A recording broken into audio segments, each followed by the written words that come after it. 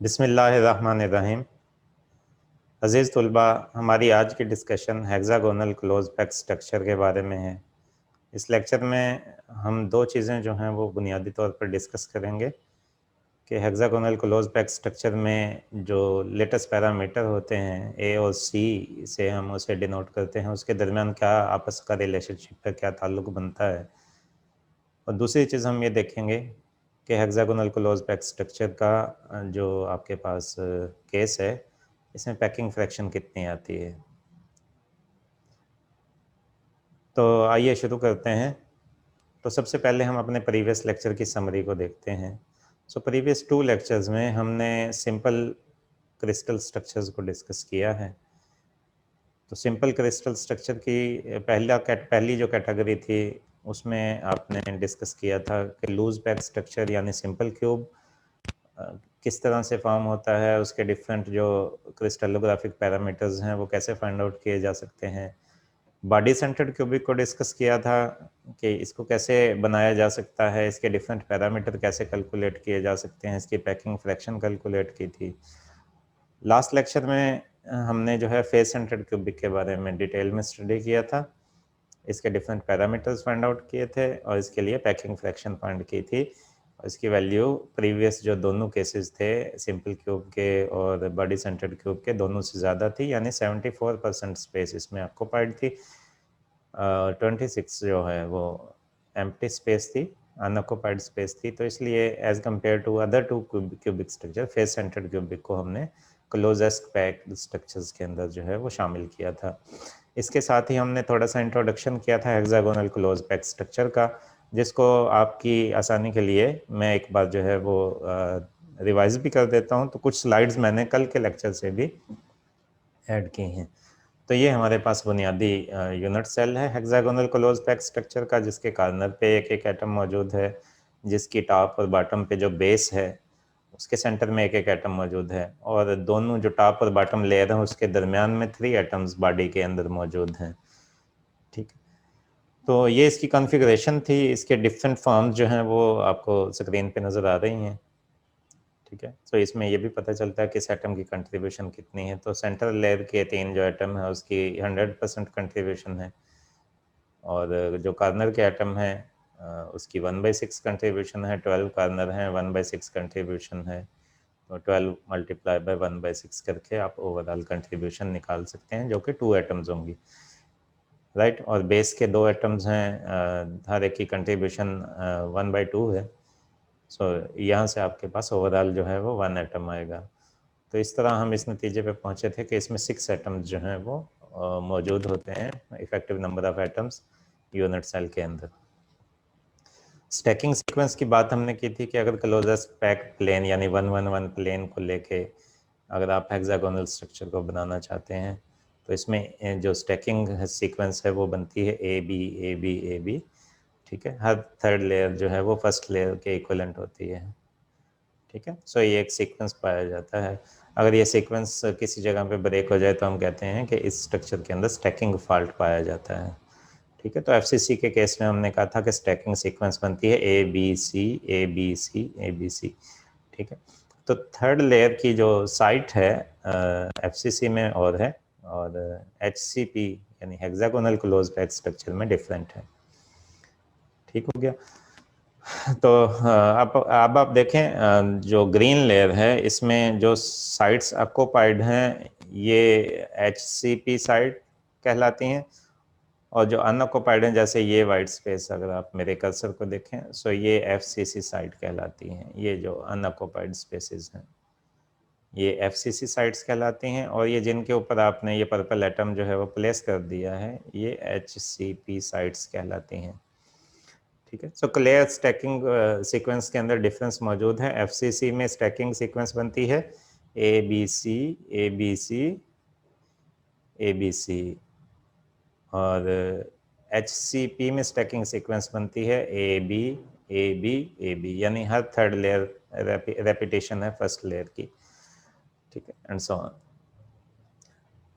इसी तरह हमने इसके कुछ पैरामीटर्स भी कैलकुलेट किए थे एचसीपी स्ट्रक्चर के लिए। तो सबसे पहले हमने कैलकुलेट किया था नंबर ऑफ एटम्स को, राइट। सो इसमें हमने जैसे डिस्कस किया कि 3 सेंटर लेयर के जो एटम है वो बॉडी के अंदर मौजूद हैं, तो उनकी 100% कंट्रीब्यूशन है। 12 कार्नर हैं, हर एक की कंट्रीब्यूशन 1/6 है। 6 है यूनिट सेल के अंदर शेयर होता है हर कार्नर का एटम, राइट। और 2 जो है वो बेसिस हैं, तो 2 एटम हुए बेस के, हर एक की कंट्रीब्यूशन हाफ है। तो इस तरह टोटल मिला के आपके पास total number of atom unit cell में बने 6, राइट। इसी तरह इसकी अगर बात करें तो ए बी इक्वल होते हैं, और एटम जो हैं वो कार्नर के एटम एक दूसरे के साथ टच हैं, तो उनके दरमियान जो फासला है वो 2r के बराबर होगा, ठीक है, जो कि आपका नियरेस्ट नेबर डिस्टेंस भी है। इसी तरह कोऑर्डिनेशन नंबर की अगर हम बात करें तो हमने रेफरेंस के तौर पे सेंट्रल एटम लिया था। इस डायग्राम में ये एटम आपने रेफरेंस के तौर पे लिया था, तो ये 6 एटम इसके अराउंड जो मौजूद हैं ये सारे इस सेंट्रल एटम के साथ टच हैं। ये टॉप 3 जो है ये इसके ऊपर पड़े होंगे, ये भी इसके साथ टच हैं, और ये बॉटम 3 जो है ये भी इसके साथ टच हैं। तो टोटल मिला के जो सेंट्रल एटम है इसके फर्स्ट नियरेस्ट नेबर्स 12 बनेंगे, तो इसका कोऑर्डिनेशन नंबर हम कहेंगे 12 होगा, ठीक है। 6 एटम अराउंड जो कि कार्नर पे मौजूद हैं, 3 एटम जो बॉटम लेयर में सेंट्रल लेयर में है, और 3 एटम जो टॉप पे सेंट्रल लेयर बनेगी जो उसके अंदर है। इसी तरह वॉल्यूम की अगर बात करें तमाम एटम्स की, तो एटम्स की तादाद आपको पता है, स्फेरिकल मॉडल यूज़ कर रहे हैं। सो स्फेयर का वॉल्यूम होता है 4/3 पाई आर क्यूब। तो आपके पास तमाम 6 एटम यूनिट सेल के अंदर मिलके जितनी स्पेस ऑक्यूपाई कर रहे हैं वो बनेगी 6 × 4/3 पाई आर क्यूब, या आपने उसको सिंप्लीफाई किया 8 पाई आर क्यूब के बराबर बन जाएगी। ये वो डिस्कशन थी अब तक की जो हम प्रीवियस लेक्चर में कर चुके थे। तो आज के डिस्कशन में हमने 2 चीज़ें जो हैं वो नई सीखनी है। पहली चीज़ जो हमने देखनी है वो है C/A ratio. C latest parameter है जो वर्टिकल एक्सिस पे एग्जिस्ट करता है, Z एक्सिस के अलॉन्ग। A और B जो है वो प्लेन में एग्जिस्ट करते हैं। सो A और B सेम है, इसलिए उनको हमने कॉमन नेम A का दिया है। सो ये C/A है या C/B है वो इक्वल होगा। सो लेटेस्ट पैरामीटर जो हेक्सागोनल यूनिट सेल के हैं इनका आपस में क्या रिलेशनशिप होता है, उसको अंडरस्टैंड करने से पहले हम इसके यूनिट सेल को एक बार गौर से जो है वो देखेंगे कि इसके यूनिट सेल में एटम्स की पोजीशनिंग क्या है, किस साइड्स पर, किन साइड्स पर मौजूद हैं। सो ये एक हमारे पास जो आपके राइट साइड पे डायग्राम है इस पे फोकस कीजिएगा। ये हमारे पास हेक्सागोनल यूनिट सेल है, ये इसकी बेस है नीचे। मैं कोशिश करता हूँ पॉइंटर से आपको शो कर दूँ। ये इसकी बेस है, ये इसकी टॉप बेस है, ठीक है। ये कार्नर के एटम्स आपने शो किए हैं, ये बेस सेंटर एटम आपने शो किए हैं, ठीक है। और ये 3 एटम जो हैं ये आपने सेंटर्ड लेयर जो है आपकी बी लेयर जो बनेगी उसके 3 एटम्स को शो किया है। और हर एटम से ये जो डॉटेड लाइन आपने ड्रॉप की है ये इन एटम की एक्चुअल पोजीशन को शो कर रही है कि नीचे वाले 3 एटम्स की कौन सी साइड्स जो है उसके ऊपर ये एटम रखे गए हैं, प्लेस किए गए हैं, मौजूद हैं, ठीक है। सो यहाँ पे हमने कुछ इजाफी जो है वो ज्योमेट्री ड्रा की है। सो कुछ एटम लिए हैं हमने, जैसे इस एटम को हमने ए का नाम दिया है, इस एटम को आपने बी का नाम दिया है, इस एटम को आपने जी का नाम दिया है, इस एटम को ओरिजिन लिया है आपने ओ का नाम दिया है, राइट। सो ये एक ट्रायंगल है, ट्रायंगल जो है इक्विलेटरल ट्रायंगल भी है ये। इसके तमाम जो साइड्स हैं वो इक्वल हैं, तमाम एंगल इक्वल हैं, तो 60 डिग्री का एंगल बनता है। सो हमने एक तो ये किया है कि ये जो लाइन आप देखें ये लाइन ड्रा की है, इस साइड पे मैंने ये बेस अलहदा निकाल के भी दिखा, इस लाइन को ए वाई कहा है। ओ बी के ऊपर परपेंडिकुलर ड्रा किया है पॉइंट ए से। सो ये ओ बी को बाइसेक्ट करेगा, 2 हिस्सों में तकसीम कर देगा, ठीक है। इसी तरह आपने ओ से ए बी के ऊपर भी परपेंडिकुलर ड्रा किया है, ठीक है। ये क्यों किया है ये सारी डिस्कशन जो है वो आगे चल के हमें क्लियर हो जाएगी, राइट। सो ये दोनों जहाँ पे इंटरसेक्ट करते हैं एक्चुअली यही वो पोजीशन है जहाँ पे इस जेड का प्रोजेक्शन गिरेगा, ये जो जेड की साइड है जहाँ पे जेड एटम रखा जाएगा। सो ये एंगल आपका 30 डिग्री का बनेगा, दिस एंगल इज 30 डिग्री, जैसे कि यहाँ पे मेंशन किया है, ठीक है। और ये दोनों एटम भी आपस में कनेक्टेड हैं, तो ये लेंथ भी ए के बराबर होगी। सो ये साइड भी ए है, ये साइड भी ए है, ये साइड भी ए है, ये जो है ये सी है आपका। और चूंकि ये एटम इनके तीनों के ऊपर रखा हुआ है, तो ये इसके साथ भी कनेक्टेड है, ओ के साथ भी, बी के साथ भी। तो इसका सबसे फासला 2r या ए के बराबर होगा, ठीक है। सो इसी ज्योमेट्री को मैंने प्लेन में जो है वो ड्रा किया है। यहाँ पे ये बेस ली मैंने, ये पॉइंट ए है, ये बी है, ये पॉइंट आपका ओ है, ठीक है। ये पॉइंट जी है जो वर्टिकली इसके ऊपर मौजूद है, जिसको मैंने डॉटेड लाइन से शो किया है। जो प्लेन में लाइंस मौजूद हैं ये ब्लू लाइंस हैं और सॉलिड लाइंस हैं, और जो इसके ऊपर वर्टिकल लाइन है, जैसे कि ये वाली लाइन है, ये दिस वन, ये डॉटेड लाइन है, ब्लैक लाइन है दिस वन, ये इस पे परपेंडिकुलर है, इस पॉइंट एक्स पे ये परपेंडिकुलर है एक्चुअली, राइट। सो ये लेंथ ए जेड जो है ये ए के बराबर है, और जी का फासला बेस से टोटल लेंथ सी है, तो ये एटम चूँकि सेंटर में मौजूद है, सेंटर्ड लेयर है, तो इसका फासला जो है ये c/2 बनेगा, ठीक है। जी का ओ से डिस्टेंस जो है वो c/2 बनेगा, ठीक है, जो जैसा कि मैंने यहाँ पे ये मेंशन भी किया है, ठीक है। सो ये फासला c/2 बनेगा। ओके, अब बहुत सारी चीज़ें नॉन हैं। डिफरेंट ट्राइंगल्स को सॉल्व करेंगे, यहाँ तक कि हमारे पास जो लेटेस्ट पैरामीटर सी और लेटेस्ट पैरामीटर ए हैं, इनके दरमियान कोई वेल डिफाइंड रिलेशनशिप बन सके। इन्हीं डायग्राम्स को अगर आप समझ चुके हैं तो मैं उम्मीद करता हूँ कि आपको आगे की कैलकुलेशन बड़ी आसानी से समझ आ जाएगी। तो मैं इस डिस्कशन को जो है वो आगे बढ़ाता हूँ। ये देखिएगा जी, सी और ए कैलकुलेशन के लिए सबसे पहले हम एक ट्रायंगल कंसीडर करते हैं AWX। ये वही डायग्राम है, ये देखिएगा, ये पॉइंट ए, ये पॉइंट W, ये पॉइंट X, ये स्मॉलर ट्रायंगल लिए हमने, ये एंगल 30 डिग्री का AWX। इसमें अगर आप AX को फाइंड आउट करना चाहते हैं तो वो होगा base divided by cos theta.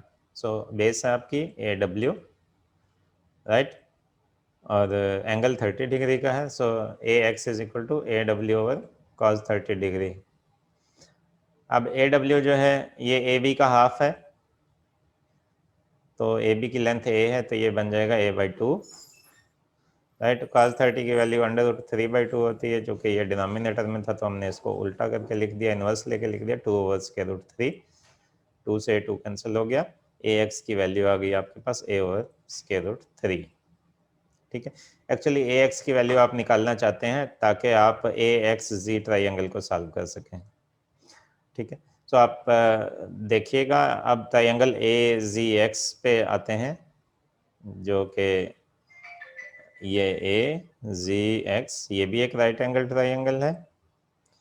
इस पे आते हैं, इसकी ये लेंथ AX आप निकाल चुके हैं, ये इसकी जो वर्टिकल लेंथ है ये c/2 है, हमें पता है, क्योंकि ये Z पॉइंट जो है ये यूनिट सेल के सेंटर में लाई करता है, ठीक है। सो AZ², यहाँ पे आप पाइथागोरस थ्योरम लगा रहे हैं, ये हाइपोटेन्यूज है AZ² is equal to base square यानी कि AX² प्लस XZ² यानी कि परपेंडिकुलर स्क्वायर, ठीक है।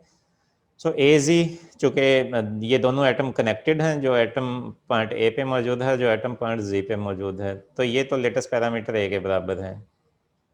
सो AZ² की जगह आपने लिख दिया A², AX² की जगह पे आपने लिख दिया A/√3² प्लस XZ जो है ये आपको पता है XZ जो है ये c/2 है, XZ की जगह पे आपने लिख दिया c/2। AX आप पहले कैलकुलेट कर चुके हैं इसी स्लाइड की पहली इक्वेशन में, तो ये वैल्यू आपने पुट कर दी, A² is equal to A/√3² plus c/2²। So ये ज़्यादा मैथमेटिकल वर्क है। सो अगर ज्योमेट्री आपने अंडरस्टैंड कर ली है यूनिट सेल की, तो फिर ये बिल्कुल ही सिंपल है, बहुत ही आसान सा काम है। बेसिक ट्रिग्नोमेट्रिक रिलेशनशिप यूज़ करते जाएंगे और ये सारा सोल्यूशन हमें मिल जाएगा। इस इक्वेशन को सिंप्लीफाई करते हैं, you get A² is equal to A² by 3 और plus C² by 3। C square by 4 और ए वाली टर्म को एक साइड पे कर दें, सी वाली टर्म्स को आपने एक साइड पे कर दिया, you get A square minus A square by 3 is equal to C square by 4। इसको आप सिंप्लीफाई करें, सी स्केयर बाई 4 फाइनली आपके पास किस चीज़ के बराबर आ जाएगा, 2a square over 3 C square by 4।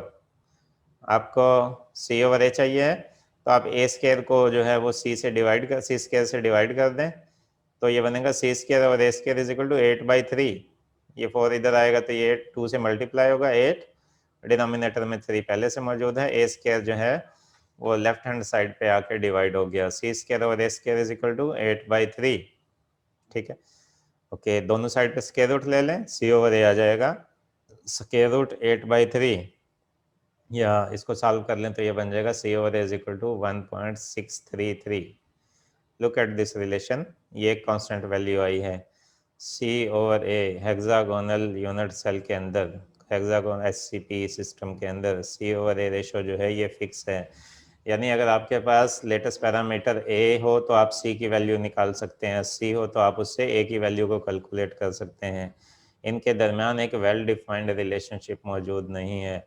ऐसा नहीं है कि सी ए से डबल होगा, ऐसा नहीं है कि सी ए से 2 गुना ज़्यादा 3 गुना ज़्यादा होगा या कोई और रिलेशनशिप होगा, बल्कि एक वेल डिफाइंड रिलेशनशिप है। सी इज़ 1.633 टाइम्स दैट ऑफ ए। तो एक भी अगर आपको लेटेस्ट पैरामीटर मिल जाए तो आप हेक्सागोनल सिस्टम के दोनों लेटेस्ट पैरामीटर्स को फाइंड आउट कर सकते हैं। ठीक है, जो प्लेन में लाई करते हैं और जो स्पेस में आता है जी एक्सिस के अलॉन्ग जो आपके पास पैरामीटर सी आएगा उसको भी आप फाइंड आउट कर सकते हैं। राइट, सो प्लेन में आमतौर पे इसकी 3 एक्सिस लेते हैं, A1 A2 A3 के साथ डिफाइन करते हैं, जैसे कि आपने मिलर इंडिसेस के केस में भी ये चीज़ स्टडी की थी, तो 4 पैरामीटर्स हमने यूज़ किए थे। ठीक है, सो A1 A2 A3 सारे इक्वल थे और C उनसे डिफरेंट था। ठीक है, तो जो सारे इक्वल हैं उनको हमने एक ही नाम दे दिया, A का, और C उनसे डिफरेंट है, तो 2 डिफरेंट लेटेस्ट पैरामीटर यूज़ करके आप hexagonal close pack unit cell को डिस्क्राइब कर सकते हैं। तो आपका पहला टास्क जो है वो, पहला ऑब्जेक्टिव जो है वो अचीव हो गया, यानी कि हमने लेटेस्ट पैरामीटर्स C और A की रेशो फाइंड आउट करनी थी, जिससे हमें एक चीज़ क्लियर हो गई कि ये रेशो कांस्टेंट होती है। ठीक है, सो C और A के दरमियान एक वेल डिफाइंड फिक्स रिलेशनशिप मौजूद है जो कि चेंज नहीं किया जा सकता, बदला नहीं जा सकता, हमेशा ये एक रूल के तौर पे जो है वो हम इस्तेमाल करेंगे। ले जी, बेसिकली हमारा एक्चुअल टास्क है अब पैकिंग फ्रैक्शन कैलकुलेट करना। पैकिंग फ्रैक्शन की कैलकुलेशन पे जाने से पहले हमें दो चीज़ें चाहिए होती हैं, volume of all the unit cell, तमाम यूनिट सेल जो है वो कितना वॉल्यूम ऑक्यूपाई करते हैं, यूनिट सेल में तमाम एटम्स कितना वॉल्यूम ऑक्यूपाई करते हैं, और यूनिट सेल का वॉल्यूम कितना है। ठीक है, चूँकि ये एक डिफ़िकल्ट ज्योमेट्री है as compare to cubic system का वॉल्यूम आप बड़ी आसानी से निकाल लेते थे, A multiply by A cube से निकल आता था। सो इसमें थोड़ी सी हमें एक्स्ट्रा वर्क करना पड़ेगा। वो एक्स्ट्रा वर्क ये है कि अगर आप बेस को देखें, पहले हम बेस का एरिया निकाल लेंगे, उसको हाइट से मल्टीप्लाई करेंगे, तो आपके पास इस जो यूनिट सेल है हमारा, इसका वॉल्यूम आ जाएगा। ओके, सो बेस को अगर आप देखें तो बेस हमारी 6 ट्राइंगल्स में आपने डिवाइड की है और सारी इक्विलेटरल ट्राइंगल हैं। तो अगर किसी एक का आप एरिया निकाल लें, उसको 6 से मल्टीप्लाई कर दें तो बेस का एरिया आ जाएगा। ठीक है, सो हमने ट्राइंगल चूज की है A O B, this triangle. Equilateral triangle का एरिया आपको निकालना हो तो उसका रिलेशनशिप होता है half base multiply by height. ठीक है, सो ये ए ओ बी आपने चूज किया है, ये इसकी बेस है, ये ओ डब्ल्यू इसकी हाइट है, या ए वाई भी ली जा सकती है इसकी हाइट, ये दोनों बराबर हैं। ठीक है, हाफ बेस इनटू हाइट, सो एक ट्राइंगल का एरिया आ जाएगा, उसको 6 से मल्टीप्लाई कर देंगे। राइट, सो इस ट्राइंगल का एरिया निकालना है तो आपको ओ डब्ल्यू या ए वाई की वैल्यू चाहिए है। ठीक है, सो ए वाई बड़ी आसानी से निकाला जा सकता है, ए बी वाई ट्राइंगल अगर ले ली जाए तो ए बी वाई, ये एक राइट एंगल ट्राइंगल है, अगर ये ले ली जाए इसमें cos 30, ये 30 एंगल हो गया आपका, ये 90 डिग्री है, ठीक है, ये परपेंडिकुलर और ये हाइपोटेनस, ठीक है। सो ए वाई अगर आपको चाहिए है, so A Y is equal to hypotenuse multiply by cos 30, base आपका है ए वाई, ठीक है। A Y is equal to A B cos 30, A B की वैल्यू आपके पास है लेटेस्ट पैरामीटर ए के बराबर, so that will be A cos 30, और cos 30 की वैल्यू होती है square root 3/2, so this will be A square root 3/2, तो ए वाई की वैल्यू आ गई आपके पास, ठीक है।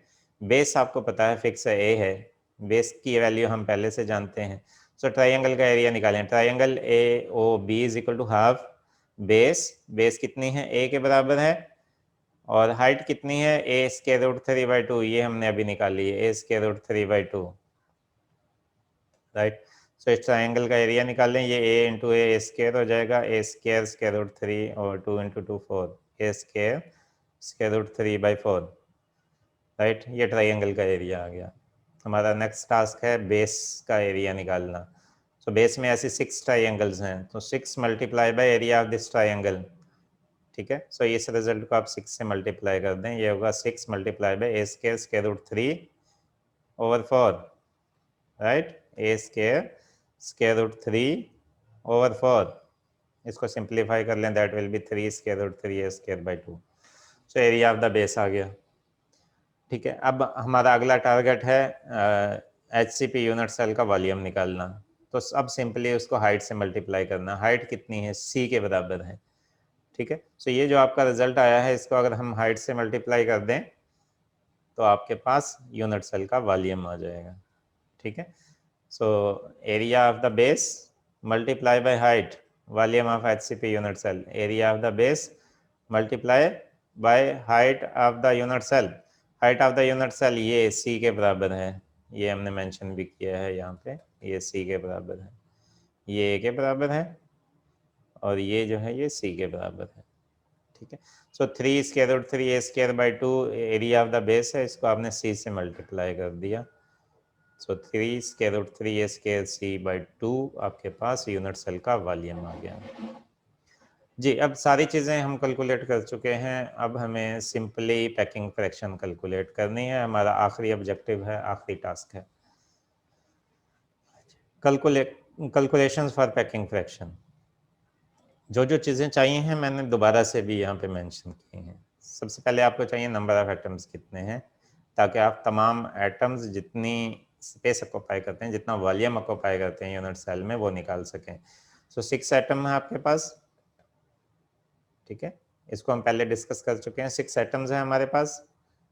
हार्ड स्फेयर मॉडल यूज कर रहे हैं मेटालिक क्रिस्टल के लिए, 4/3 पाई आर क्यूब स्फेयर का वॉल्यूम होता है, सो एटम को एज ए स्फेयर ले रहे हैं, ठीक है। 6 into 4/3 pi R cube, that will be 8 pi R cube, ठीक है। सो आर की जगह पे आप जो है वो a/2 पुट कर सकते हैं, क्योंकि आपने शुरू में लिखा था a is equal to B is equal to 2r, ठीक है, नियरेस्ट नेबर डिस्टेंस a है, ठीक है। So 2r is equal to a, then r is equal to a/2, so r की जगह पे आपने a/2 पुट कर दिया,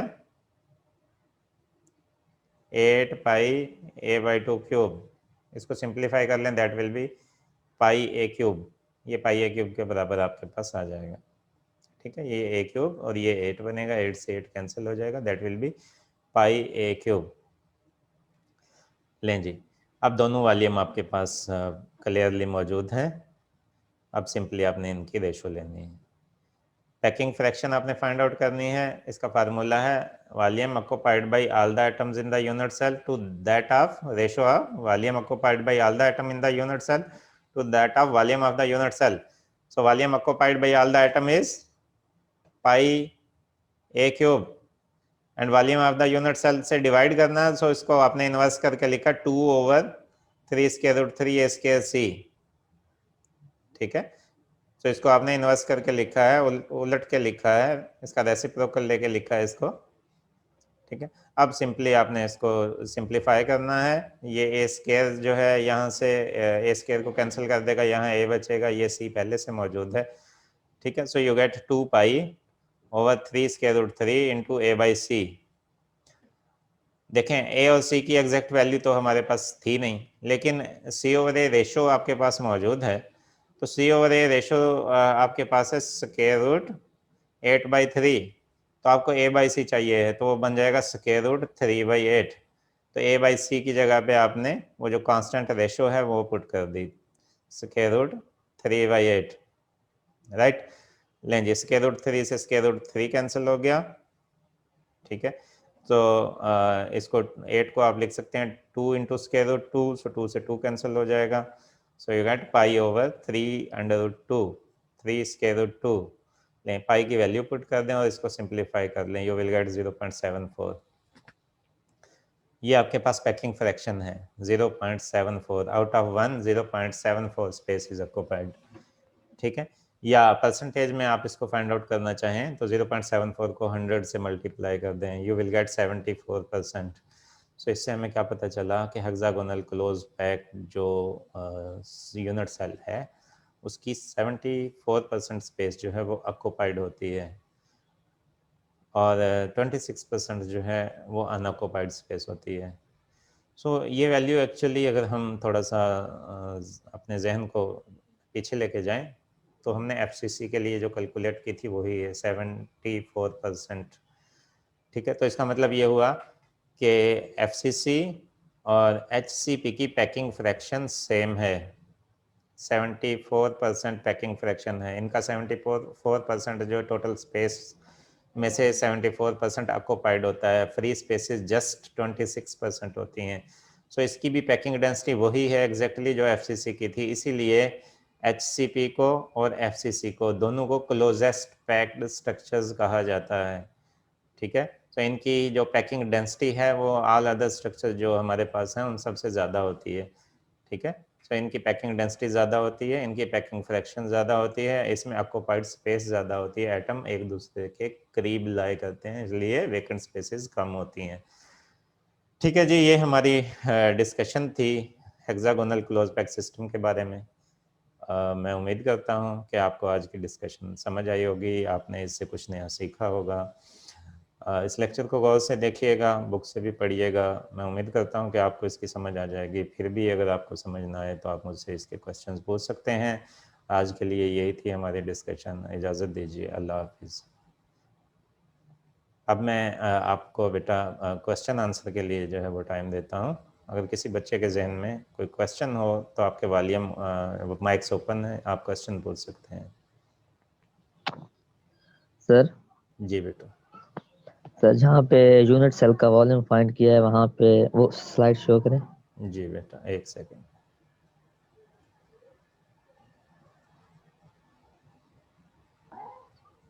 दिस वन, सर इसे एक पीछे। This one.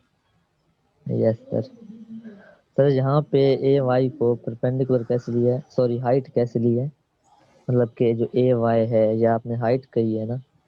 देखें बेस इक्विलेटरल ट्रायंगल जो होती है ना, यस सर। उसकी जो बॉटम वाली आपकी साइड होती है, जैसे ए बी है, यस सर। ठीक है, इसको बेस कहते हैं। सामने वाला जो एज है ना, उससे अगर परपेंडिकुलर ड्रा करें तो ये लेंथ यस आपकी सर। हाइट होती है, ये लेंथ आपकी हाइट क्या है। है, हाइट है, ठीक है। सो ये हाइट और ये हाइट तो सेम है ना, क्योंकि तमाम इजला इक्वल हैं, ऑल साइड्स आर इक्वल। तो ए वाई के लिए तो हम ज्योमेट्री पहले से बना चुके थे, तो इसी को हमने इस्तेमाल किया, A Y is equal to O W, इसलिए ए वाई की वैल्यू इस्तेमाल की है।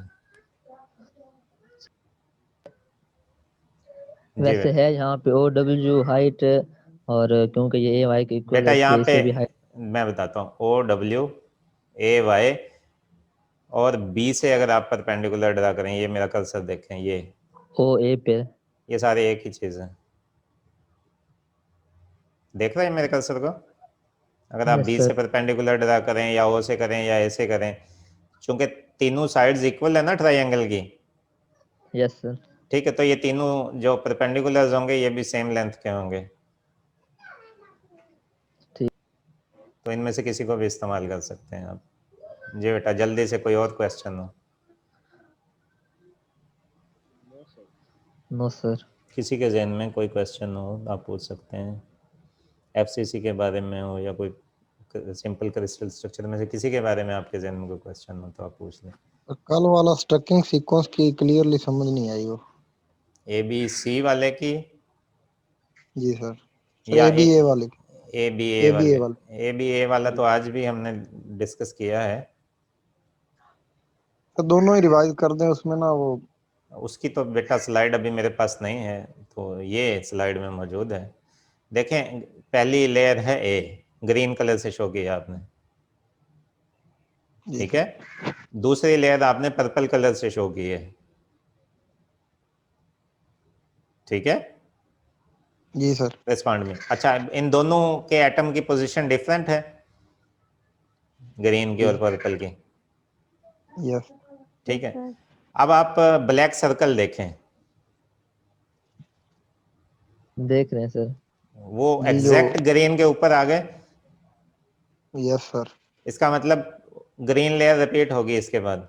ब्लैक सर्कल ग्रीन लेयर का ही रिप्रेजेंटेटिव है, उन्हीं की रेपिटेशन है, क्योंकि उनकी साइट एग्जैक्ट वही आ गई जहां पे ग्रीन के एटम मौजूद थे, जी सर। ठीक है। तो इसका मतलब ग्रीन और ब्लैक इक्विवेलेंट लेयर्स हैं, जी।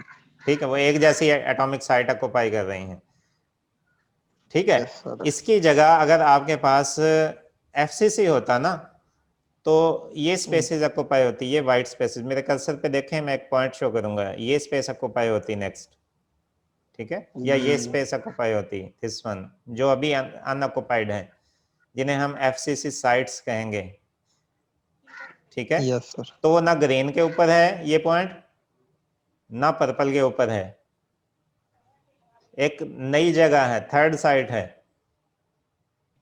जी सर। मेरा कर्सर यस नजर सर। आ रहा है ना आपको? तो एफसीसी में ये पॉइंट इस्तेमाल होगा, यहाँ पे तीसरा आइटम मौजूद होगा थर्ड लेयर का, यहाँ पे, यहाँ पे, यहाँ पे और यहाँ पे, ठीक है। वो रिपीट नहीं हो रहा तो होगा ग्रीन पे। तीन बिल्कुल भी नहीं, डिफरेंट स्पेस है ना। देखें, यहाँ पे जो एटम प्लेस करेंगे वो ग्रीन के ऊपर भी नहीं है, वो पर्पल के ऊपर भी नहीं है, या यहाँ पे देख लें आप, वो यस। ग्रीन के जी ऊपर भी नहीं है, पर्पल के ऊपर भी नहीं है। तो ये डिफरेंट लेयर है, क्योंकि इसके एटम की जो साइट्स हैं, पोजीशंस हैं, वो डिफरेंट हैं, ठीक है। जी सो एफसीसी में एटम्स की साइट्स की पोजीशन डिफरेंट है तीनों लेयर की, तो इसलिए तीन डिफरेंट लेयर कंसीडर की जाएंगी, ठीक है। जी सर। जी एचसीपी सर। के अंदर पहली और तीसरी लेयर की पोजीशन सेम है, इसलिए पहली और तीसरी लेयर इक्विवेलेंट कंसीडर की जाएंगी। इसलिए तीसरी लेयर को, जो कि ब्लैक सर्कल्स की फॉर्म में यहाँ पे है, इसको आपने ए कहा, ग्रीन को भी ए कहा, ब्लैक सर्कल जो आपने ड्रा किए हैं उसको भी आपने ए बोला। जी अब जी बेटा, कंफ्यूज। आखिरी मिनट है, कोई क्वेश्चन हो तो पूछ लें। ओके बेटा, इजाजत दीजिए, अल्लाह हाफिज। अल्लाह हाफिज।